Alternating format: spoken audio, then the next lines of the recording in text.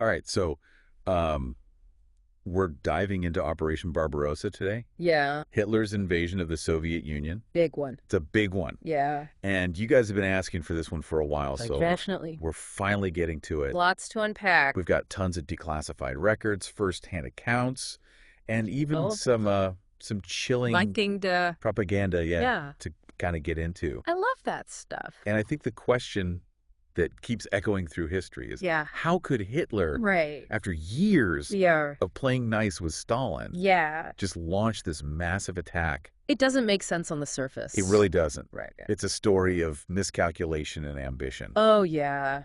and just a clash of ideologies that would reshape the 20th century. It's really, I mean, when you look at just the sheer scale of it, Yeah. millions of men under arms, Yeah. the Eastern Front really becomes the focal point of World War II. Yeah. It's just an incredible story. Yeah. And you know what's fascinating to me is this complex dance between Hitler and Stalin Yeah.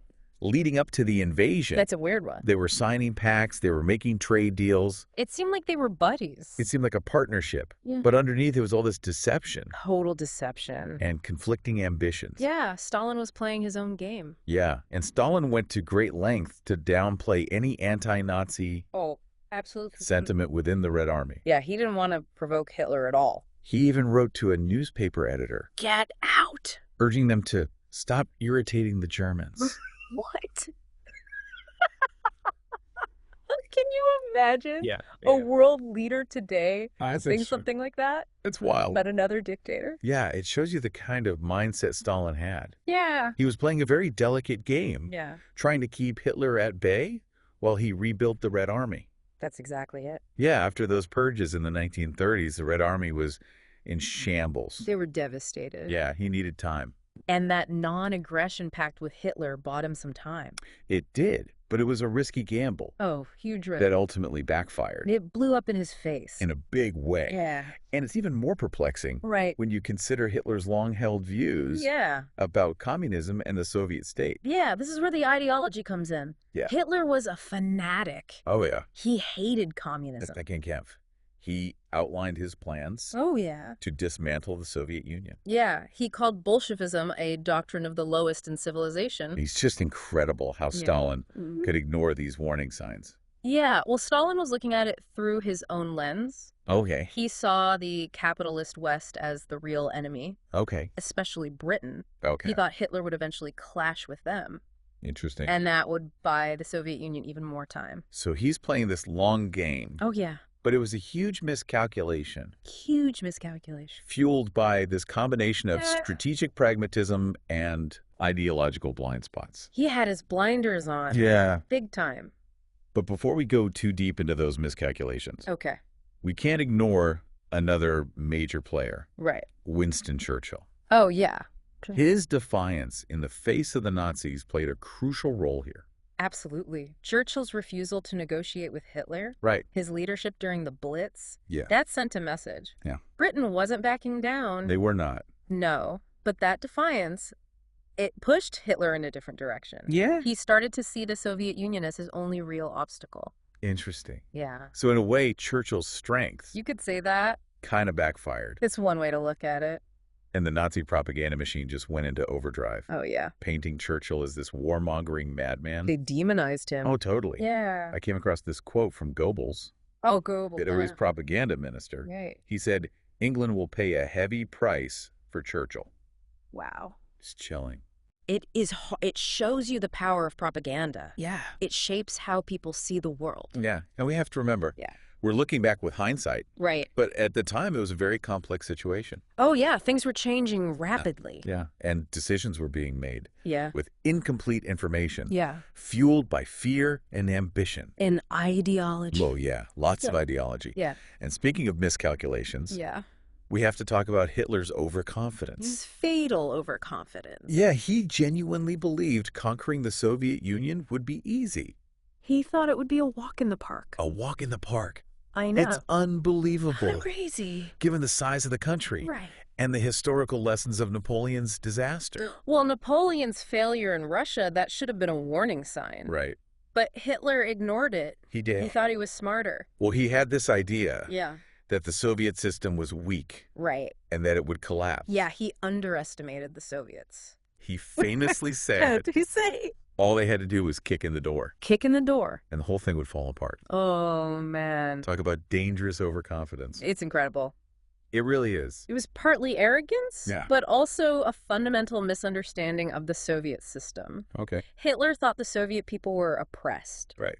that they would welcome the Germans as liberators. Okay. He was wrong. Yeah. He underestimated their patriotism Okay. and the resilience of the regime. Wow. Yeah. So it was this ideological blindness Yeah. that really distorted his perception, Yoli. his Nazi ideology, Yeah. with its racism and belief in German superiority. Yeah. It blinded him to reality. He saw what he wanted to see, Yeah. and he ignored the warnings of his own generals. His generals were concerned. Oh, yeah. They knew the challenges of fighting in Russia, Yeah. the vast distances, the unpredictable weather, Yeah. the sheer size of the Red Army. Yeah, facet. It's a logistical nightmare. Yeah. But Hitler wouldn't listen. He didn't listen. No, he dismissed their concerns as cowardice. Wow. Yeah, he thought they lacked faith in the German war machine. So it was his ego It was his ego. that really led to this fatal mistake. It was a huge mistake. It was. Yeah. And so on June 22nd, 1941, The fateful day. Operation Barbarossa is unleashed. The largest invasion in history. Over 3 million German troops, Wow.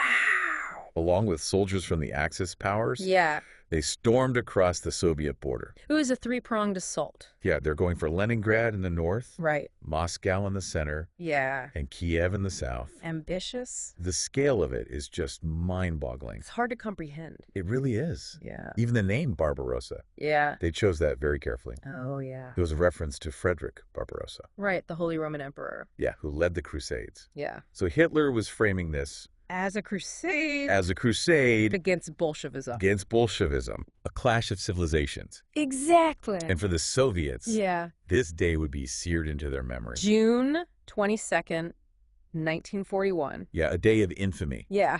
We have some incredible firsthand accounts Oh, really? from Red Army soldiers and civilians. Yeah. They talk about the shock Yeah. and the terror Yeah. of that initial assault. They were caught completely off guard. Totally off guard. Yeah. Airfields bombed without warning. Wow. Just this sense of disbelief Yeah. as the reality of war just crashed down on them. It's hard to imagine. It's hard to imagine. Being in that situation, Yeah. your whole world just collapses Yeah. in an instant. Yeah. It's a psychological shock Yeah. as much as a military one. And it would have a profound impact Oh, yeah, on the Soviet leadership and the people. absolutely. One account that really struck me Oh, yeah. was this group of German saboteurs. Saboteur. Yeah, they were captured near a bridge That's- just before the invasion began. Their mission was to disable the bridge. Right, to delay the Soviet response. Yeah, but they had these poorly disguised accents, Oh, no. and they were trying to speak Russian. Oh, it's not good. And it just raised suspicions. Yeah. And this Red Army captain, Yeah. he sensed something was wrong, Yeah. and he ordered their immediate execution. Wow. It's a small anecdote, Yeah. but it speaks volumes about the atmosphere. Right, it was tense. It was He's tense, distrustful. distrustful, Annoyed. paranoid. Yeah. It permeated those early hours. It makes sense, though, right? Given the stakes. Yeah. It was a matter of survival Yeah. for both sides. And it highlights the intelligence failures Oh, yeah. on both sides. Two huge failures. Yeah. Stalin was getting warnings from his own spies, Right. from Western intelligence, Yeah. but he refused to believe Hitler would break the pact. He didn't believe it. No, he thought it was British propaganda Wow. trying to sow discord. Yeah, so he ignored the warnings, They did. and it left the Soviet Union completely unprepared. Wow. So it was a combination of Yeah, trust in Hitler yeah. and maybe a little bit of A denial little bit of denial. that really led to this disaster. Yeah, catastrophic miscalculation. And the initial reactions to the invasion were really complex. Yeah, You know, while many Soviet citizens were terrified, of course. there were others, Yeah, particularly in regions that had been forced into the Soviet Union, right. who saw the Germans as potential liberators. Yeah, it's a complicated picture. It is. Yeah, you have to remember the Soviet Union wasn't this monolithic entity. Wow. It was a patchwork of different nationalities and ethnicities. Yeah. And many of them had grievances with Stalin's regime. So for them, Yeah. the Germans represented A chance for freedom. Yeah. A chance to break free from Soviet rule. It's amazing to think It is. that there were people Yeah. who were actually welcoming Yeah. the invading army. Yeah, it shows you how much resentment there was towards Stalin. Yeah, it really paints a picture of Yeah. a very divided society. A society caught in the crossfire of this massive conflict. Yeah. A war that would test their loyalties and Yeah. reshape their destinies. Absolutely. Yeah, it's a fascinating and tragic story. It really is. Yeah. And for the Red Army itself, Yeah. those first few days were a catastrophe. A complete disaster. Yeah. The Luftwaffe gained air superiority almost immediately. Really within hours. Yeah. They decimated the Soviet airfields Yeah. and just left the Red Army units exposed and vulnerable. Yeah. The Red Army Air Force was caught totally unprepared. Yeah. They were flying outdated planes. Yeah. They lacked experienced pilots. Yeah. It was a massacre. And the German panzer divisions, oh, yeah? spearheaded by these legendary commanders, Yeah, like Guderian and Manstein. they just sliced through the Soviet defenses. The Blitzkrieg in action. Yeah, they were exploiting gaps in communication. Yeah. And they had superior tactics. Oh, yeah. The Germans were masters of mobile warfare. They were. Yeah. And their technology. Yeah, their tanks, their radios, their communications. It was all superior. It was, yeah, they were a formidable force. And we can't underestimate the impact yeah. of Stalin's purges. Oh, the purges. Yeah, in the 1930s. He decimated the Red Army's leadership. He wiped out an entire generation of experienced officers. Yeah, he was paranoid. He saw enemies everywhere, and he Yeah. ended up weakening his own army. So it was a self-inflicted wound. In a way, yeah. Yeah, that left them vulnerable Absolutely. to this kind of attack. Yeah, they were unprepared. And the officers who were left, Yeah. they were terrified. They were terrified to make a decision. Yeah. They were afraid of being punished Sure. if they made a mistake. So there was this paralysis. Yeah, a paralysis of command. Yeah. And that coupled with the speed of the German attack, Yeah. it was a recipe for disaster. It was just, Yeah. the casualties were staggering Oh, yeah. Hundreds of thousands of soldiers killed or captured. in just the first few weeks. Yeah, it's hard to comprehend the scale of the losses. It really is. Yeah, entire divisions wiped out. It's just unimaginable. It- The it- human cost. The human cost is immense. It's just heartbreaking to think about. Yeah, it's a reminder of the horrors of war. It is. Yeah, And while all this was happening Yeah. back in Moscow, yeah. Stalin was struggling. He was in shock.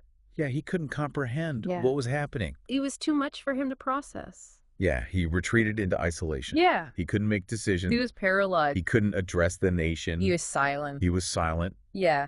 His advisors were terrified. Of course they were. They described him pacing his office, Yeah. mumbling to himself. Yeah, he was lost. Lost. Yeah. He was Molotov, Molotov, his foreign minister, right? who finally stepped up He had to. to address the nation. Yeah. He gave this somber announcement, Yeah. acknowledging the invasion Yeah. and calling for a patriotic defense of Yeah. the motherland. It was a powerful speech. It was. Yeah, it rallied the people. It did. Yeah, it gave them hope. It was a turning point. It was. Yeah, in a way. Yeah. It was the first flicker of resistance. Yeah. The beginning of a long and bloody struggle. Yeah. Yeah. And as the situation on the front lines got worse, Yeah. as reports of these massive encirclements Yeah. and these staggering losses Mm. flooded into Moscow, Yeah. Stalin finally emerged from his stupor. He snapped out of it. He did. Yeah. But what emerged wasn't the defeated leader Right. that everyone expected. No. No, it was a Stalin transformed. He was filled with rage. Yeah, a leader fueled by this cold fury, Yeah, he was determined to fight back. determined to crush the invaders. Yeah, with a ferocity that would shock even his own people. It's amazing It is. how he was able to do that. Yeah. It's a testament to his will. It is. Yeah, his ruthlessness. Yeah. His ability to tap into the deepest fears and hopes of the Soviet people. Yeah, he was a master manipulator. He was. Yeah. Yeah, he knew how to control the narrative. And that's where we'll leave it for now, Okay. with Stalin Yeah. at this crossroads. Yeah. The Red Army's in shambles. Yeah. The Germans seem unstoppable. Yeah. And the fate of the Soviet Union hangs in the balance. It's a cliffhanger. It is. Yeah. So join us next time Okay. as we delve into Stalin's transformation Okay. The rallying of the Soviet people Yeah. and the turning of the tide on the Eastern Front. Can't wait. You won't want to miss it. No. Last time we left off with Stalin, right? Yeah. Merging from that initial shock, Right. ready to rally the Soviets for this fight to the death. Yeah. It's a remarkable transformation. Yeah, he goes from being totally paralyzed to, Yeah. the iron-willed dictator that we associate with Stalin. Correct. So what triggered this dramatic shift? Well, I think he realized clinging to absolute control would be disastrous. Okay. This fight, Yeah. he needed to adapt. Yeah. He needed to delegate authority Yeah. to manage a war of this scale. Okay. You can't micromanage a world war. Right. And this leads to the formation of the Stavka. Yeah, the Stavka. That new high command. Right, bringing together the top military minds. It's fascinating that Stalin, Yeah, who's known for being such a control freak, a micromanager. would be willing to share power like that. It shows you how serious the situation was. Yeah. The Germans were advancing rapidly. Yeah. All fronts. The Red Army was falling apart. They needed a more streamlined command structure. Yeah. One that could react quickly and decisively. Okay, so the Stavka takes charge. Yeah. You've got guys like Zhukov Zhukov. and Vasilevsky. Yeah. The best of the best. And this new command structure starts to make a difference. It does. They start coordinating things better. Okay. They start pushing back.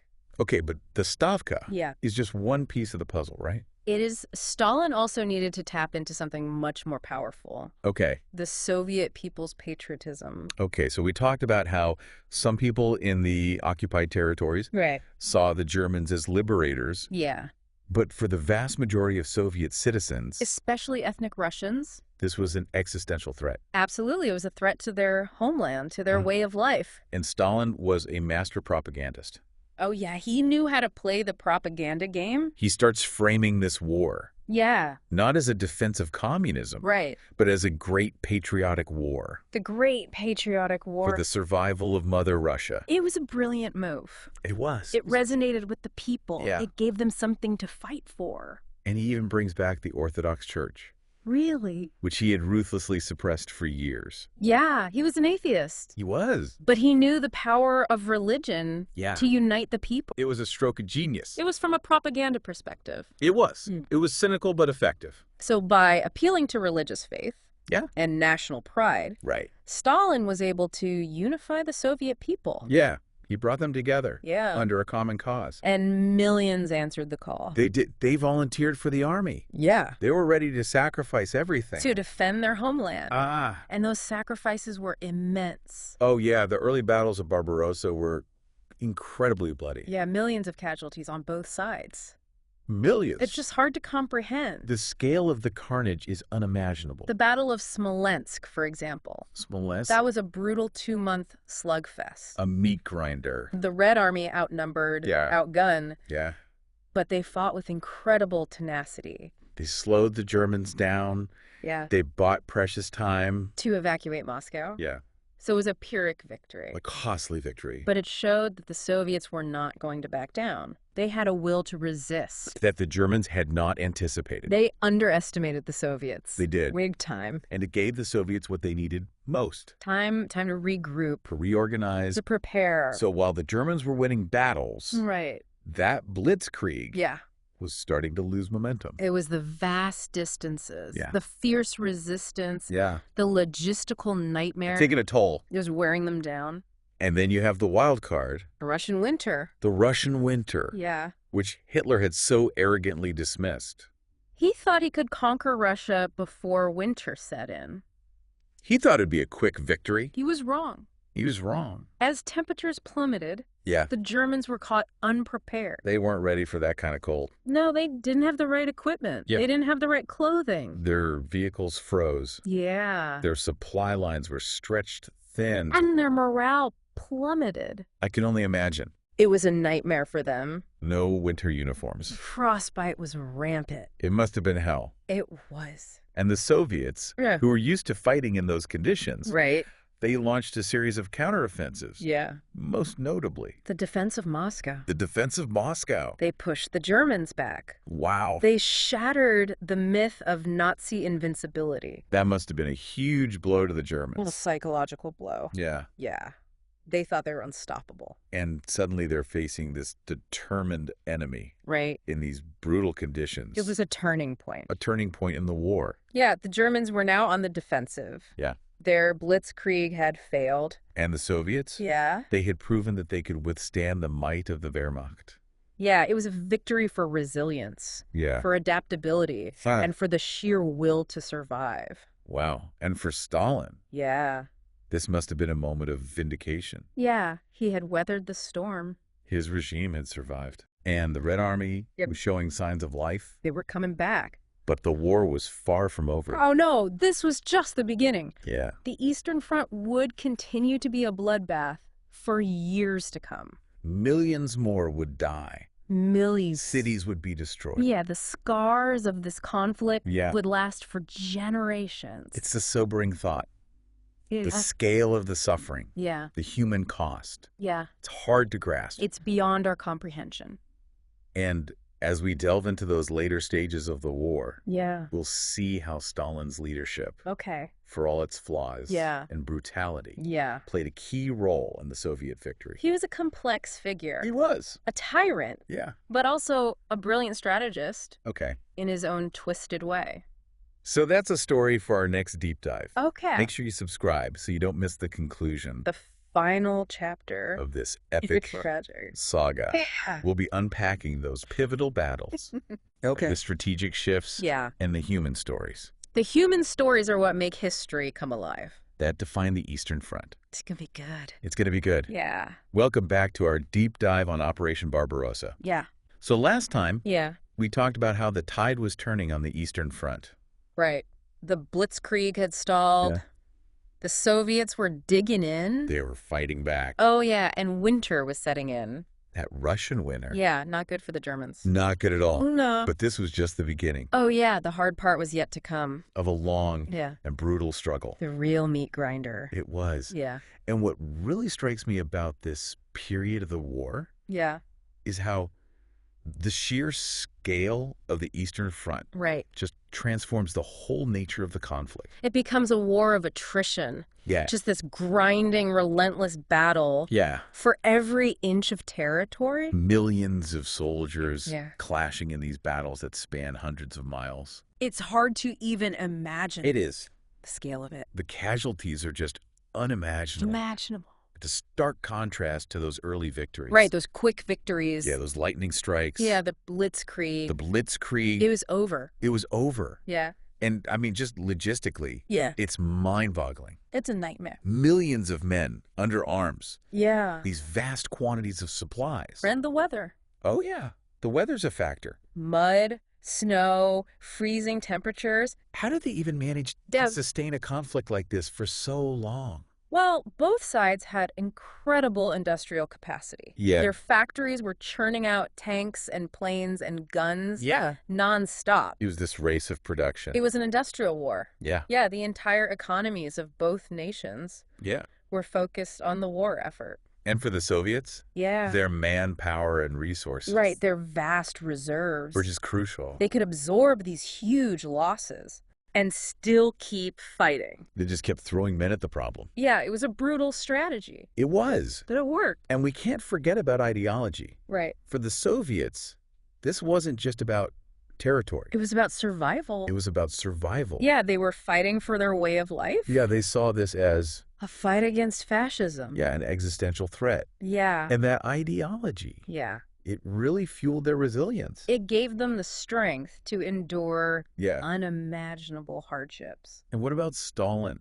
Stalin? during all of this? I Yeah. mean, we talked about His initial shock, his Shah. his paralysis. Yeah. But how did he adapt to this long, brutal war? Well, he became a very effective wartime leader. He did. Yeah, he demanded absolute obedience. Yeah. He ruthlessly crushed any dissent. He was ruthless. He was. Yeah, but he got results. And he focused all of the Soviet resources Yeah. on winning the war. He was single-minded in his pursuit of victory. I mean, it sounds harsh, It was harsh. but maybe those qualities Yeah. were necessary in this kind of fight. It's a debate among historians. Right. Was Stalin's brutality necessary, Right. or did it hinder the war effort? Yeah, It's a tough question. it is. Yeah, there's Yeah. no easy answer. I mean, on the one hand, Yeah. He was a tyrant. He was responsible for the deaths of millions. But on the other hand, He rallied the nation. yeah, He defeated the Nazis. it's complex. It's very complex. It's a reminder that history is rarely black and white. It's full of shades of gray. Yeah, and we have to analyze these figures within the context of their times. Right. Try to understand the pressures they faced, the choices they made, without, condoning their actions. We can learn from the past without repeating it. Exactly. Yeah. So as the war dragged on, Yeah. what were some of the key turning points? Well, the Battle of Stalingrad. Stalingrad. That was a big one. Yeah. 6 months of fighting. 1942 to 1943. A brutal battle. The Germans were determined to take the city. The city named after Stalin. Yeah. They wanted it badly. But the Soviets, Yeah. they felt like demons. They were defending their homeland. Yeah, they would not give up. They fought for every inch of ground. And they won. They did. It was a huge victory. A turning point in the war. Yeah, the Germans suffered massive losses. They never really recovered. It was a blow. Psychologically, as well as militarily. Yeah, it showed that they weren't invincible. Right, they could be beaten. And I've read accounts of the fighting in Stalingrad. Oh, yeah, it was horrific. Just horrific. Yeah, street fighting. Hand-to-hand combat. Sniper. Just constant bombardment. It was a living hell. It was. Yeah. And then you have the Battle of Kursk. Kursk, the biggest tank battle in history. Thousands of tanks. Thousands. Aircraft on both sides. A clash of titans. It was a display of military power. Yeah, on a scale never seen before. Never before seen. And the Soviets won that one too. They did? Yeah. They had learned from their mistakes. Yeah. They were using their intelligence better. Yeah. They anticipated the German moves. Yeah, they were outsmarting them. Yeah, they were outsmarting them. So Kursk was another turning point. It was the end of the German offensive. Wow. Yeah, after Kursk, Yeah. the Soviets were on the attack. And they were pushing the Germans back. Yeah, all the way back to Berlin. And it wasn't just about reclaiming territory. No. It was about revenge. Revenge for the atrocities Yeah. the Nazis had committed. Yeah. The Red Army, Yeah. their advance into Eastern Europe Yeah. was marked by brutality. There were reprisals Yeah. against German civilians. It was a cycle of violence Yeah. and hatred. That was hard to break. And it's a reminder Yeah. that even in victory, Yeah. there's a dark side. There's always a cost. There's always a cost. Yeah. The scars of war run deep. They do. Yeah. And finally, in 1945, 1945, the end of the war. the Red Army reaches Berlin. The heart of the Nazi regime. The fall of Berlin Yeah. marks the end of the war in Europe, A victory for the Allies. but at a staggering cost. Millions dead. Millions. Cities destroyed. A continent in ruins. The Soviet Union emerges as a superpower, Yeah. but it was a victory forged in suffering. A Pyrrhic victory. It was, Yeah. It's a sobering thought. It is. Operation Barbarossa. Yeah. This war launched with such ambition Yeah. ends in the utter destruction of the aggressor, Yeah. The Nazis were crushed. and a whole new global order emerges. Yeah, the world was changed forever. It's a testament to the resilience of the human spirit, It is. but also a stark warning Yeah. about the dangers of unchecked ambition And fanaticism. and fanaticism. Yeah. We must never forget the lessons of the past. We must learn from our mistakes, And work towards a better future. a future without war. Yeah. So thank you for joining us Yeah. on this deep dive. It's been a journey. It has, Yeah. into one of history's most consequential conflicts. A conflict that shaped the world we live in today. It's a story that continues to resonate. It does. It reminds us of the fragility of peace Yeah. and the importance of understanding history. So that we don't repeat it. Exactly. Yeah. So until next time, Yeah. keep exploring, Keep learning. keep questioning. And keep the conversation going. We'll see you next time. Take care.